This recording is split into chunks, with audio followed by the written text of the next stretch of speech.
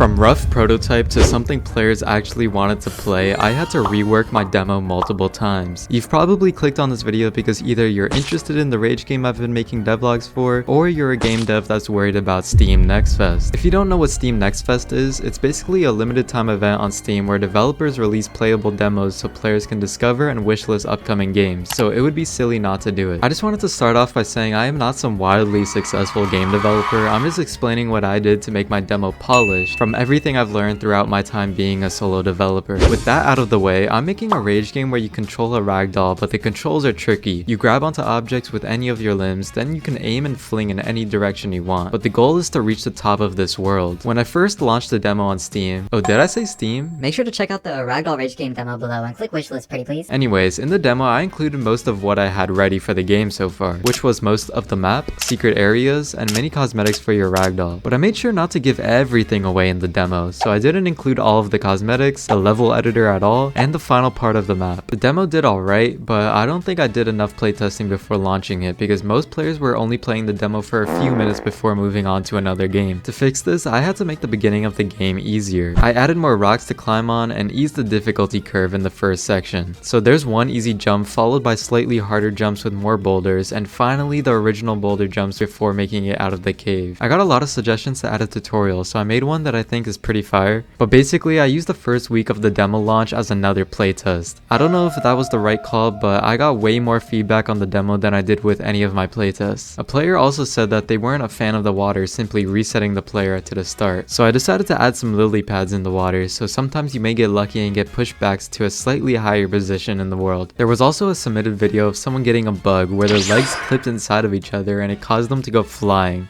Unity physics can be janky sometimes, so I had to fix that by checking if the angle of the legs relative to the body were past the specified angle and then resetting the legs if they are. There were also multiple sections around the map that didn't have great clarity of what can be grabbed and what couldn't be grabbed, so anytime that happened to a playtester, I made sure to try to fix that, especially at the barn section. I also got feedback to add more music to the game, because at first you would just hear this loop on repeat.